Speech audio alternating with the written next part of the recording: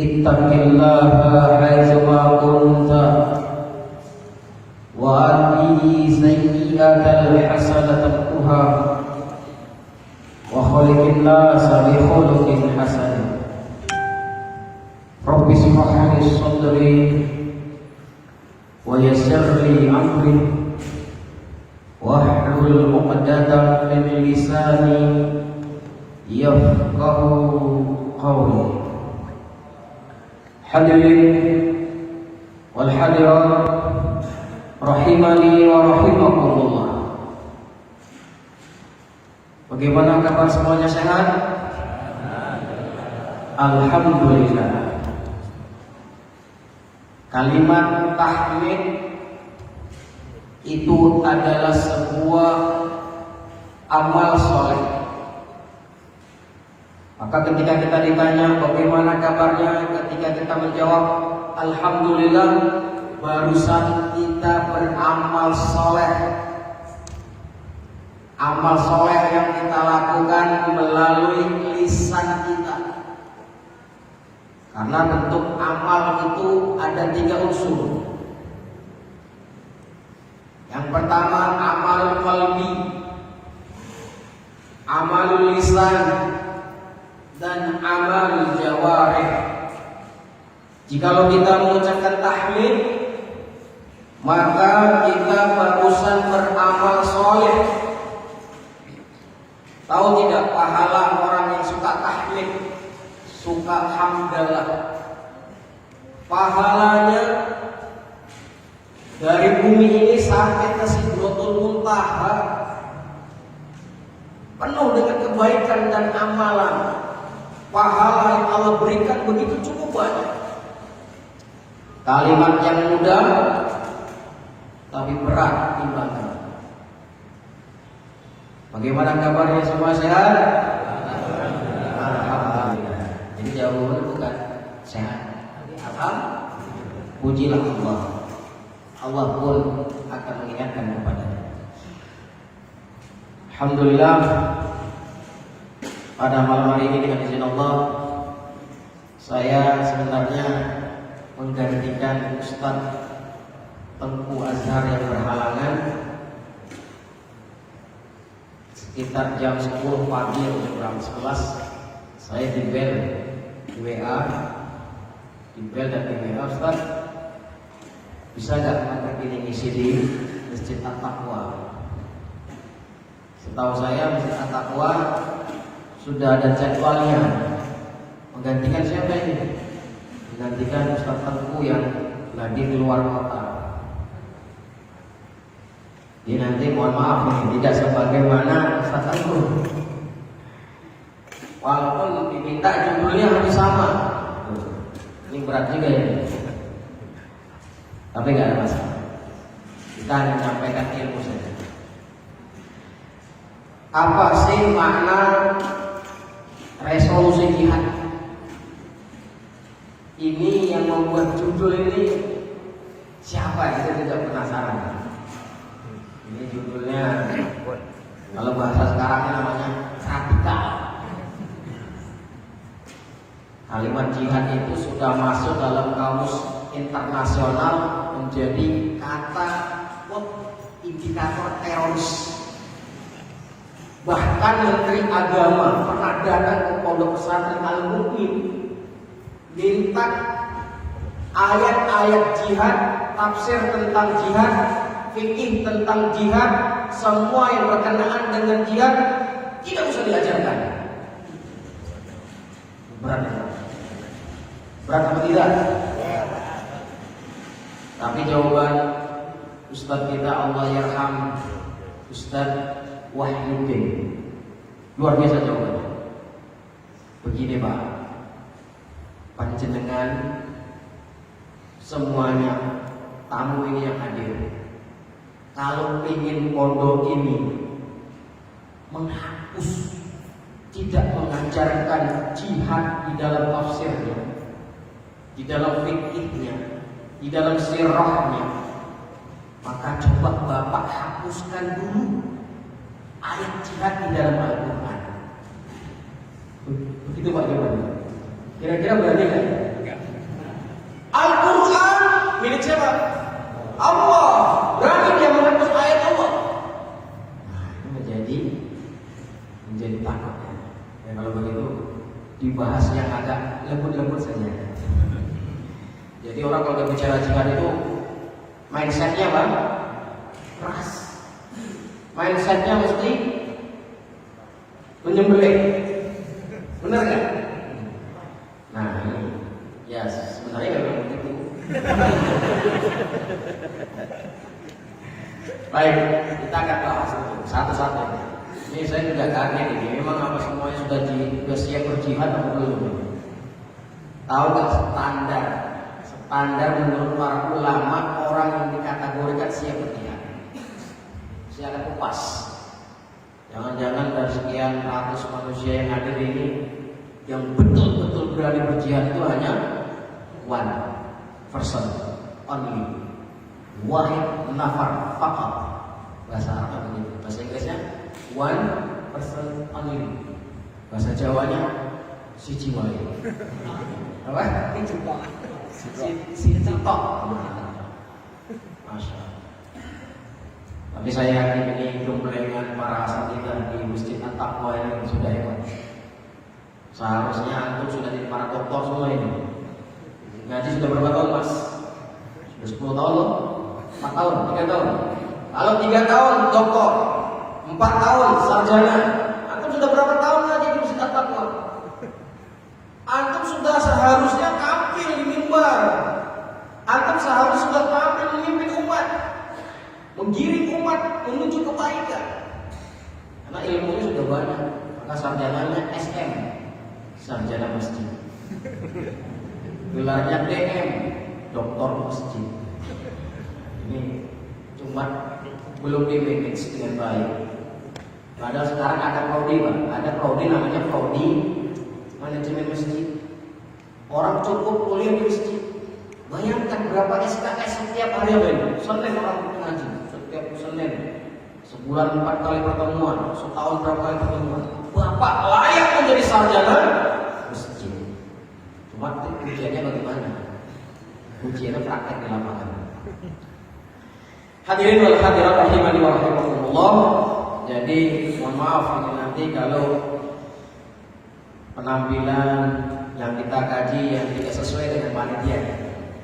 Ya, tapi ya beginilah, kita belajar apa adanya. Saya lihat-lihat ini mungkin resolusi ini kan bukan bahasa Jawa, bukan bahasa Indonesia. Saya yakin di antara sekian banyak ini juga nggak paham makna resolusi. Coba lihat komus. Bapak kira-kira paham? Betul. Bapak resolusi itu artinya apa? Nah itu. Judulnya keren, tapi ketika ditanya, Pak resolusi apa? Embuh. Ya pokoknya jihad. Kita tanya komus KBBI, Kamus Besar Bahasa Indonesia. Apa sih arti resolusi itu? Artinya adalah putusan atau kebulatan pendapat berupa permintaan dari kita atau tuntutan yang ditetapkan oleh rapat dan musyawarah sidang. Nanti ada panitianya. Biasanya juga tuntutan tentang suatu hal. Kenapa judul ini diangkat oleh panitia? Saya nggak tahu alasan usulnya juga. Karena melihat mungkin suasana negeri kita yang sangat apa nih? 5M, amburadul, sangat semraut, sangat apa? Jabarin teruskan ya, takut ya. Pokoknya ya amburadul, ya semraut, tidak stabil, tidak kayak bukan negara, kayak tidak ada penduduknya, tidak ada pemimpinnya, ngurus sendiri-sendiri. Ya mungkin lah begitu panitia punya usul judul itu ya.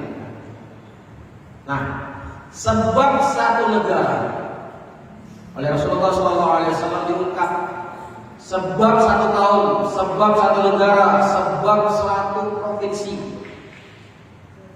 Dimanapun manusia itu berada, akan hina hidupnya, akan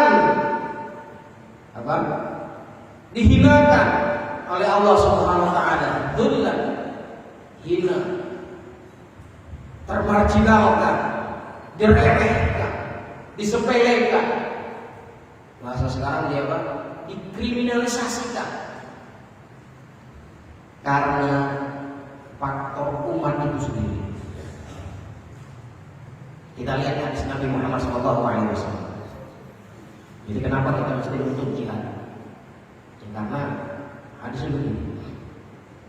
Hadis ini diriwayatkan oleh Imam Ahmad, Abu Dawud, dan disahihkan oleh Imam Albani.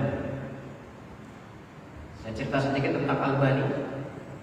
Beliau ini pakar hadis, baik riwayat maupun riwayat, hafal riwayat dan hafal tentang terminologi ilmu hadis.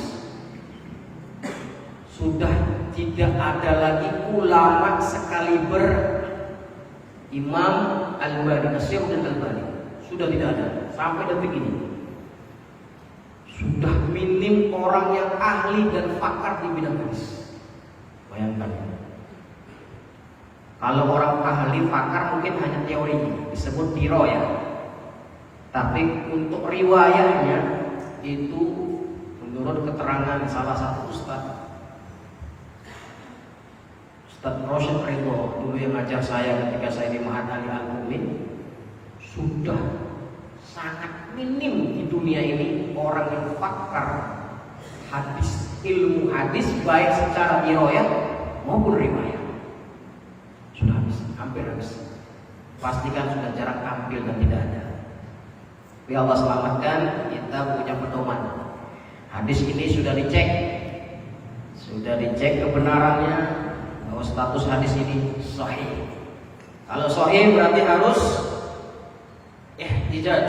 dijadikan argumentasi, dijadikan hujjah, dijadikan dalil, dijadikan pijakan, dijadikan pedoman untuk hidup kita. Beramal dengan hadis sahih harus dan wajib hukumnya. Menolak hadis sahih berarti orang itu menolak syariat Islam. Apa kata Rasulullah SAW? An Abd bin Umar, dari sahabat Ibnu Umar radhiyallahu anhuma. Kenapa kalau Ibnu Umar selalu ada anhuma? Kita belajar sedikit. Mesti Ibnu Umar itu gatuk dengan bapaknya. Ibnu Umar berarti anaknya dari Umar bin Khattab. Kalau bapak dan dengan semuanya, mas-mas semuanya, ikhwan semuanya, kalau baca hadis Ibnu Umar mesti anhuma, bapak dan anaknya. Umar bin Khattab salah satu sahabat yang dijamin masuk surga. Suaranya saja ditakutkan, langkahnya aja ditakutkan, apalagi itu pintunya saja ditakutkan. Kalau ada pintu keluar, orang nggak berani lewat. Siapa yang tidak berani lewat? Umar bin Khattab itu luar biasa. Kalau kita sandal kita ditakutin nggak? Ya ambil mana lagi? Nggak takut. Sandalnya Imam Ahmad, sandalnya saja orang nggak berani ngambil, Pak. Jangankan orang, makhluk goib yang tidak kelihatan oleh kita. Siapa itu? Jin. Itu tahu sandalnya Imam Ahmad, belirit, lari terkencing-kencing. Baru sandalnya keluar. Belum lagi orangnya. Bapak kali-kali coba sandalnya ditakutin enggak? Kalau sandal kita gak ditakutin orang, nah ada apa dengan kita? Jadi orang hebat itu sandalnya aja ditakutin. Sandalnya doang, apalagi motornya. Motor hijau ini ringan. Siapa motor hijau? Masya Allah. Baru motornya doang, belum lagi wajahnya doang. Yaqul Rasulullah SAW, sami'tu, beliau Ibnu Umar mendengarkan Rasulullah SAW yaqul, bersabda, "Idza tabaya'tum bil 'inah wa akhadtumul adna bil baqar wa raditum biz zar'i wa taraktumul jihad sallallahu alaikum dhullan la yanzi'uhu hatta tarji'u ila dinikum." Apabila kalian umat Islam tabaya'tu bil 'inah, apabila kalian bertransaksi jual beli dengan secara 'inah, transaksi, dan ini menjadi ikon dan simbol nanti. Saya akan ceritakan dan fikih wakilnya di Indonesia. Apabila kalian bertransaksi jual beli, jual dan membeli dengan sistem 'inah. Apa itu 'inah? Orang biasanya kalau nggak paham langsung mengartikan 'inah itu adalah riba. Langsung ke poin. Berjual beli dengan sistem riba. Tapi kita harus jelaskan 'inah itu apa. 'Inah kata saya ambil salah satu syarah. 'Inah wa bai'atul 'inah ay yabi'a syai' bi ajal thumma yashtarihi naqdan bi thamanin aqal. Apa artinya? Ay yabi'a syai', menjual sesuatu dengan kredit. Thumma yashtarihi, kemudian dia membelinya naqdan, dengan cash, dengan harga yang lebih murah. Contoh begini, dia memberikan contoh. Seseorang menjual mobilnya dengan harga 100 juta. Dia bayar mobil itu dengan sistem cicilan selama 1 tahun, 100 juta. Kemudian dia membelinya kepada yang tadi dengan harga 90 juta misalnya. Faqat naqdan, dengan cara cash. Di sini kira-kira yang dirugikan siapa? Ada yang dirugikan enggak? Orang membeli sesuatu dengan, ini biasanya pakai, kalau di kita namanya apa? Leasing. Ya kan? Leasing itu gimana sistemnya? Orang beli mobil dengan kredit atau dengan cash? Dengan kredit atau dengan cash? Kredit. Barang itu belum lunas, tapi barang itu sudah dijual. Benar nggak? Benar nggak, Mas? Mas Bangun? Benar nggak? Nah, yang terjadi sekarang memang begitu. Orang itu sistem jual belinya dengan cara berbeda. Dia beli dengan kredit, tapi dia beli dengan kredit, dia jual ke orang lain dengan sistem yang lebih rendah harganya. Paham nggak maksud saya? Paham nggak, Pak? Ya harus pakai ekonomi kerangka. Ya maksud saya enaknya begitu. Ada unsur ribanya, ada unsur riba yang biasanya orang hari ini pakai dengan sistem leasing, ya toh? Nah ini inah, maka oleh kata para ulama, inah itu adalah masuk dalam kategori riba. Nah, orang hari ini sudah jual belinya dengan sistem riba. Tidak ada satupun ikon atau barang atau produk yang tidak dijual dengan sistem riba. Baik properti, baik sembako, baik apa juga. Semuanya hampir mayoritas menggunakan sistem riba. Nah, kalau sudah terjadi di antara kalian jual beli dengan sistem riba, maka tunggulah selanjutnya. Apa yang terjadi selanjutnya? Wa ahabtum adnaril maqam, dan kalian mengikuti, menjadikan adnab ekornya sapi. Ini bahasa balaghah semua ini. Coba ini bahasanya Rasul, ini bahasa tinggi ini.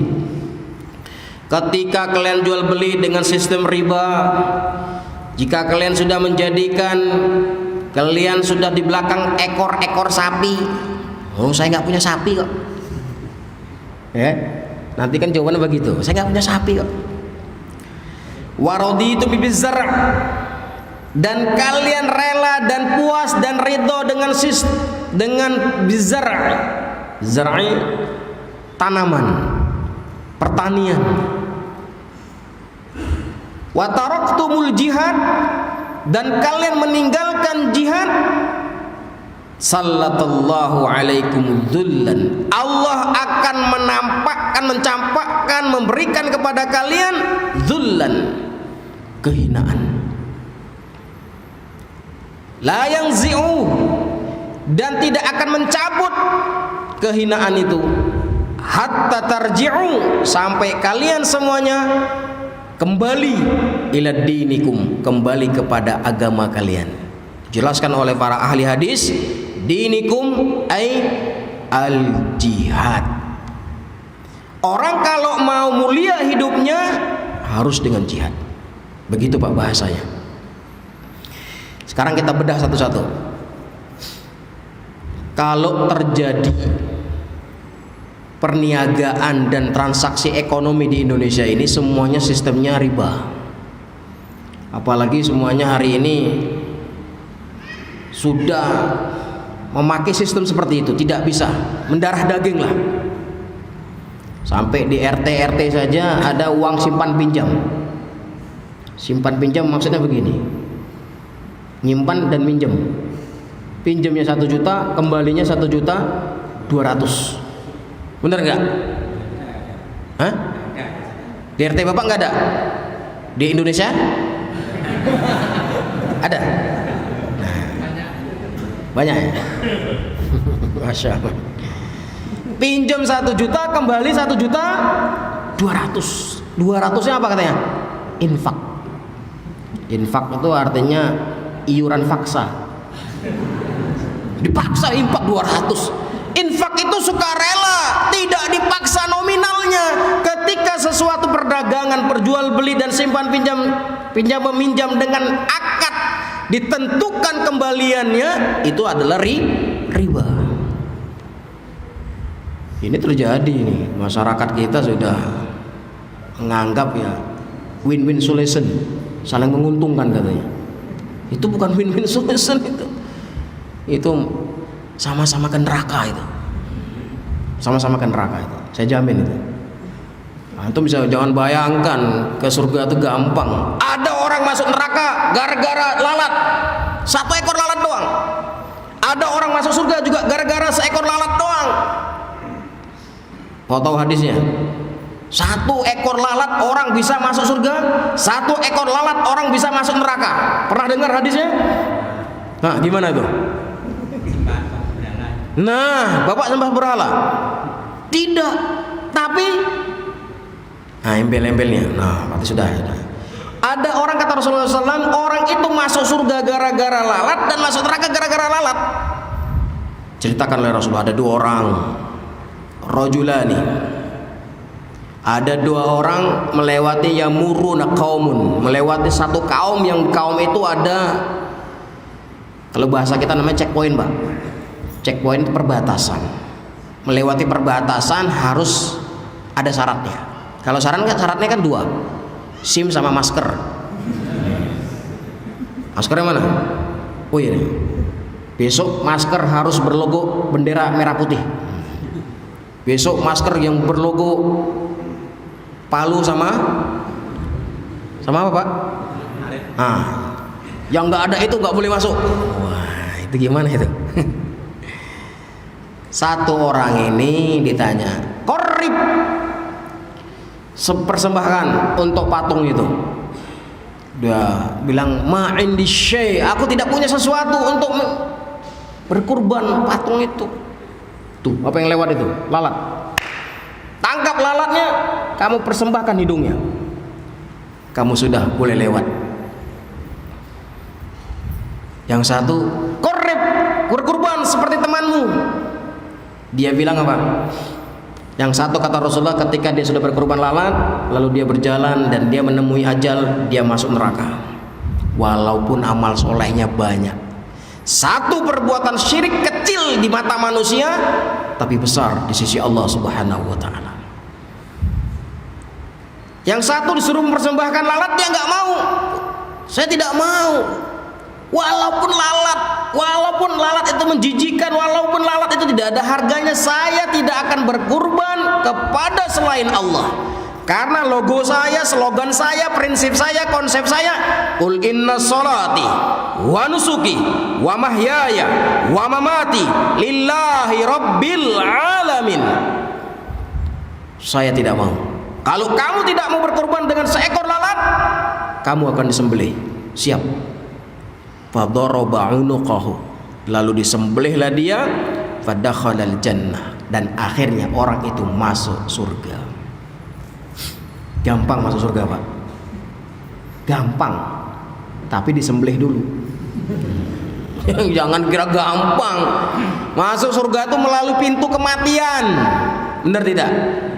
Nah, nggak ada istilah Anda hidup pengen surga. Jauh ya. Jadi kenapa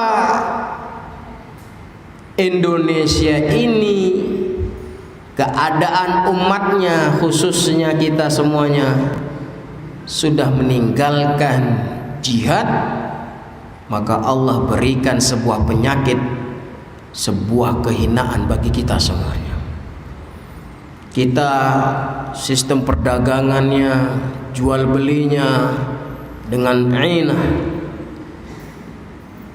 sudah cinta dengan peternakannya, cinta dengan burung labetnya, cinta dengan burung apanya?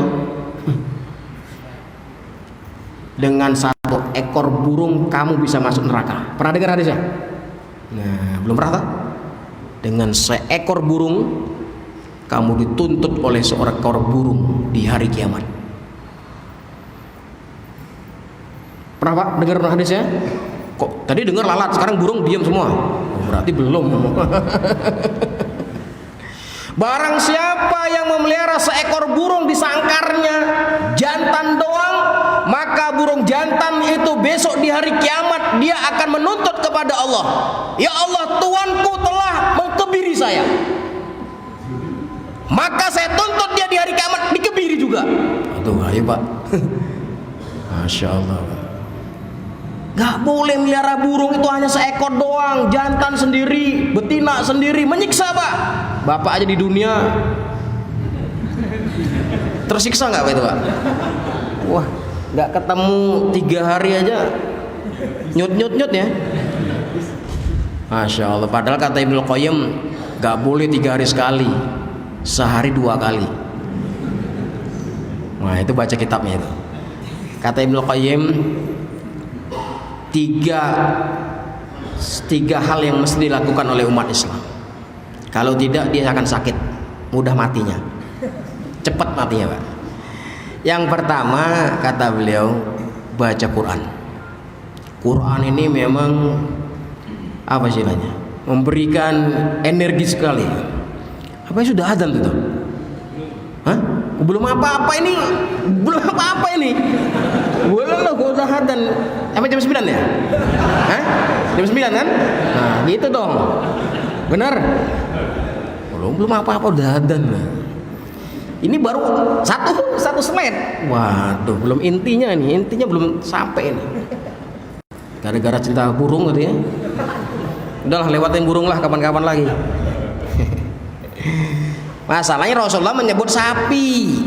Orang itu mengekor ke sapinya, mengekor kepada burungnya, gara-gara burungnya banyak, mau dia ikut berkontribusi untuk umat.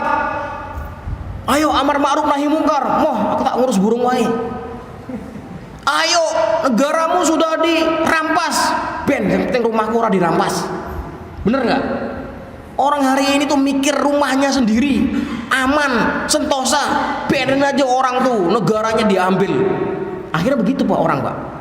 Dia nggak tahu suatu saat rumahnya direbut oleh pemerintah. Gara-gara apa? Kepentingan pembangunan. Mohon maaf Pak. Mohon maaf, ini warung tengkleng Mbak Dia nih mau dibangun Islamic Center, mau dibangun gedung DPRD Sukoharjo. Gimana Pak? Gimana kira-kira Pak bangun? Wah, orang iso, ini milik kami. Orang iso bagaimana? Melanggar Bapak undang-undang cilaka. Ayo, bingung jawabannya. Kita boleh punya sapi, kita boleh punya peternak. Dan harus para nabi itu peternak, ahli berternak. Nabi Ibrahim itu kalau datang tamu sembelih kambing. Wah hebat lah. Jadi sering-sering bertamu ke rumahnya Ibrahim Pak. Kalau kita bertamu ke rumah Bapak disediain apa Pak? Paling mie ayam.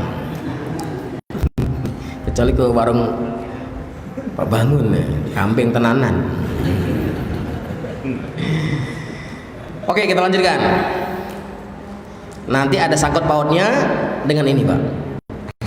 Begini Rasulullah SAW. Ra'sul amri al-Islam, aslim taslam, wa amma umuduhu fassalatu, wa amma durwatus sanamihi fal jihadu fisabilillah. Segala pokok urusan itu standarnya Islam.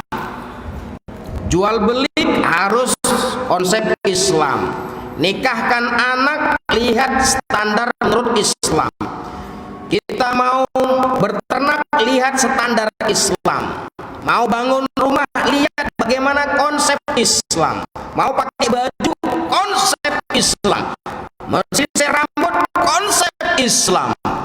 Ada orang masuk neraka gara-gara rambut Pak. Saya ceritakan lagi gara-gara rambut ini. Gara-gara rambut doang dia masuk neraka. Kenapa rambutnya? Hah? Sini botak, sini botak, sini botak, sini botak, sini enggak. Namanya apa? Koza. Koza itu haram. Benar tidak? Orang yang enggak remeh, Allah rambut kok diurus. Lu kamu agamanya apa? Islam. Katanya raditu billahi rabba, aku ridho. Allah Rabbu wa bil Islami dina. Aku rela konsep hidupku adalah Islam. Islam melarang rambut begitu. Larang loh. Iya. Aslim, maka segala sesuatu itu patokannya adalah Islam. Berbaju harus sesuai dengan Islam. Baju Pak harus konsep Islam Pak. Coba bayangkan kalau kita nggak konsep Islam. 3 gamis, ini kita bolongin Pak. Ngetren nggak? Loh, ini banyak nggak orang pakai baju begitu Pak? Pakai baju mahal-mahal, celana mahal-mahal disobek. Nah, Masya Allah. Yang salah siapa ini Pak? Banyak orangnya ini. Masya Allah. Gara-gara pakaiannya nggak urus, nggak benar. Segala sesuatu itu pokoknya adalah Islam. Standarnya Islam. Minum. Ini minum. Bagaimana standarnya minum? Wah, dengan tangan kiri berdiri, kemaki. Boleh nggak? Nah, maka nanti diceritakan oleh beliau Hasan al-Banna, orang pengen jihad, cara minumnya aja salah, bagaimana mau jihad? Orang pengen jihad, cara pakai bajunya aja salah kalau pengen jihad. Yang kecil aja dia belum bisa, apalagi yang paling besar. Apa yang paling besar? Bangun di tengah malam, menangis kepada Allah sampai basah sejadahnya. Mampu apa tidak dia? Kalau kamu belum mampu berlama-lama di tengah malam sampai basah itu sajadah, jangan cerita kamu itu berjihad. Tidak akan mampu kamu, tidak akan bisa. Sebagaimana Rasulullah bersabda, la yanalu illa afdaluhum. Kalian tidak akan bisa meraih jihad kalau sholat malamnya nggak bener, pakaiannya nggak bener, minumnya nggak bener, bajunya nggak bener. Gak bisa, kata Rasulullah. Jihad itu berat, ngomongnya mudah Pak. Ketika terjadi lari semuanya, takut dengan kematian. Banyak saya pengalaman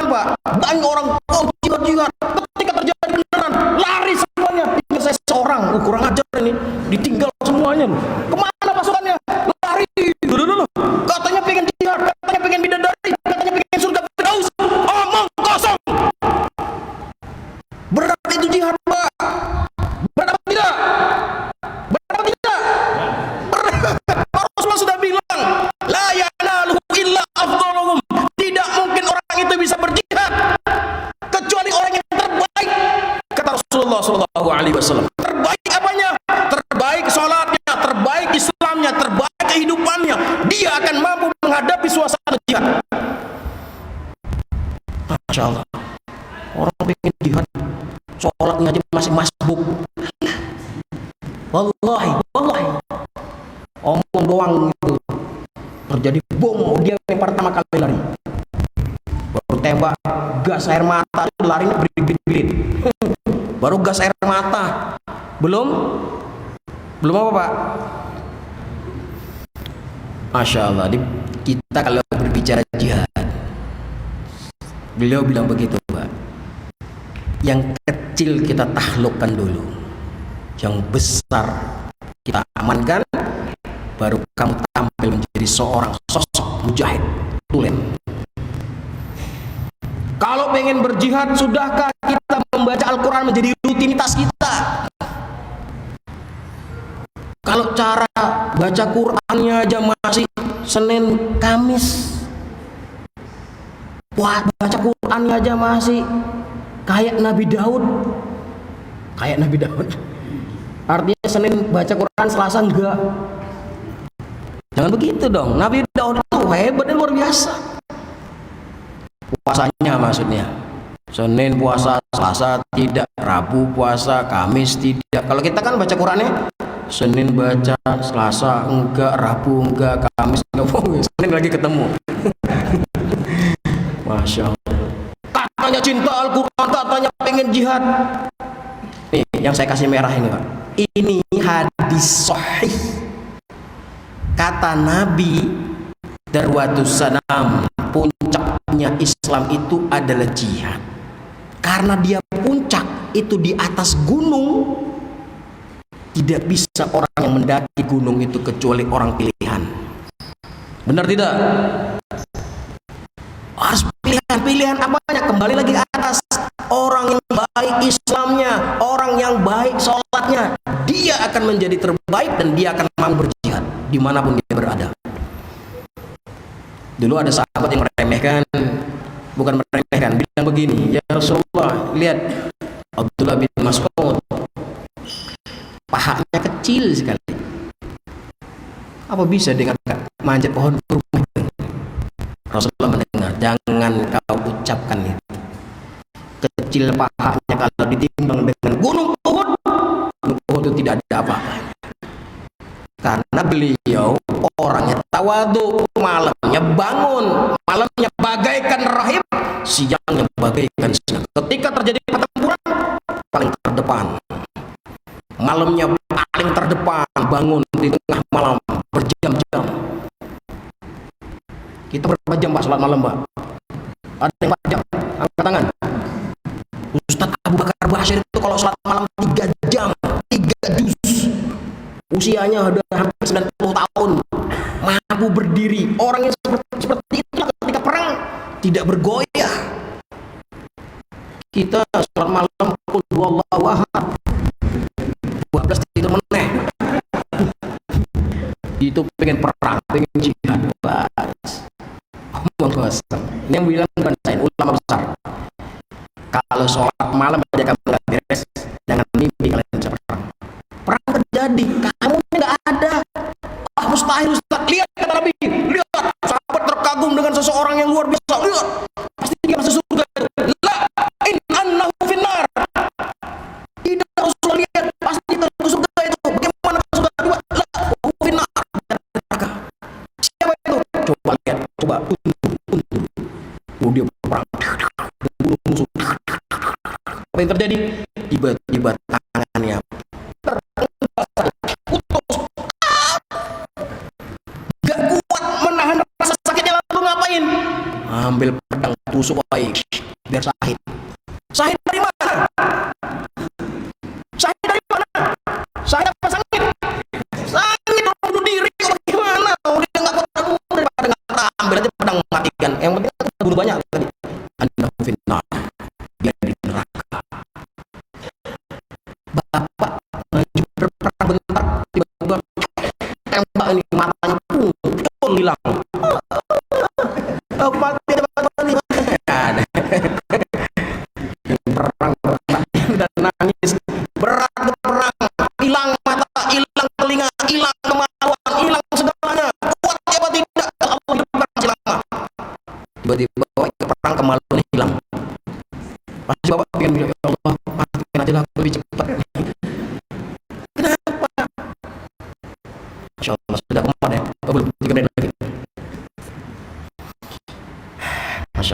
Ini belum apa-apa ini. Ini baru namanya, kalau bahasa penulis namanya latar belakang dulu. Belum fikih wakilnya yang mau. Kenapa judul itu diangkat oleh panitia resolusi jihad? Yang garis merah ini harus kita hafal. Kita camkan di benak kita. La yanalu illa afdaluhum. Jihad, kata Nabi, tidak mungkin digapai, diraih, dilaksanakan kecuali orang itu memang terbaik di antara mereka. Tidak mungkin ini semuanya berani. Maka yang terbaik di antara kita dia yang akan berani menghadapi musuh-musuhnya. Perang Ampun itu sudah terbukti. Wow, jiwa-jiwa semangat luar biasa, gelora ribuan orang. Wah, tiba-tiba musuh. Yang 1.000 itu sudah 100, Pak. Mana muncul, hilang semuanya. Datang musuh. Wah, 100 boya, tinggal 10 orang. Wah, tinggallah 3 orang. Tinggallah seorang. Dia berkomentar begitu. Kenapa kamu belakang? Lihat ke depan. Dengan mataku aku melihat bidadari memanggilku. Wallahi ya ikhwan, maju ke depan, jangan ke belakang. Di depan kita ada bidadari memanggil kita.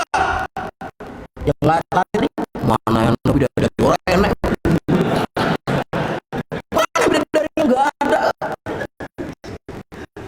Ya karena udah penakut tadi. Orang yang bersembunyi di bawah pohon, snapnya gampang. Wah, kena tembak. Orang yang maju gak kena tembak. Itu Allah selamatkan. Orang yang penakut akan mati gak? Orang yang berani gak akan mati. Khalid bin Walid berperang pertempuran 75 pertempuran, dia ikutin. Tidak pernah syahid. Ketika dimandikan ternyata 70 lubang tusukan pedang di dalam tubuhnya. Berarti pernah gak mundur? Gak ada mundur istilahnya Khalid bin Walid. Persembahkan badan. Luar biasa doanya, ya Allah, bikin syahid dan perang. Tidak, aku syahid, kasih saja. Kalau kan mau bikin syahid, kasih saja. Ya Allah, jangan syahid. Syahid itu berat, kita akan berdarah. Bisa jadi matanya hilang, hidungnya buka, giginya hancur. Apa namanya? Otaknya keluar. Berat. Maka jihad itu berat, kata Nabi. Wahai umat Islam, jihad itu berat. Sampai Allah katakan, asa an takrahu syai'an wa huwa khairul lakum, wa asa an tuhibbu syai'an wa huwa syarrul lakum. Oke, sebagai ini sebelum menutup seksi itu, karena kita hidup di Indonesia ini, katakan ada opsi jihad dari berbagai macam bentuk-bentuk jihad. Rasulullah mengatakan, jahilul musyrikin bi alsinatikum wa anfusikum wa amwalikum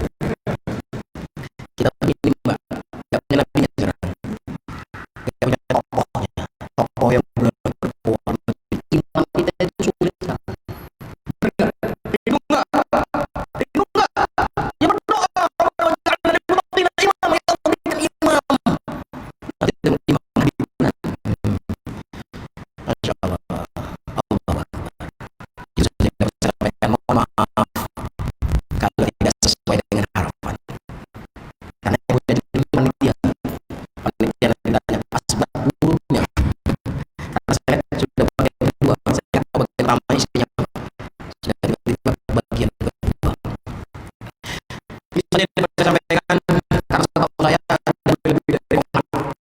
Benar Pak? Ya, tidak boleh sampai Komar. Benar enggak nih? Halo, halo. Benar Pak Komar.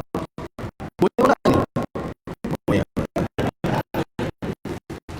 Karena sudah Komar tuh sudah enggak ada, angkanya sudah hilang. Hah? Ini belum ada. Bagaimana Pak? Ada tausiah. Maaf, maaf, maaf. Ini kalau dibahas sampai lebar. Tapi sampai intinya nanti. Nanti namanya speech. Itu saya takutkan. Pokoknya saya takut. Sudah ada ajalnya. Kita masing-masing sudah ada ajalnya. Sudah ada takdirnya. Takdir baik, takdir. Tapi namanya mubalik, namanya dai, namanya ustaz, namanya kiai, dia harus siap seperti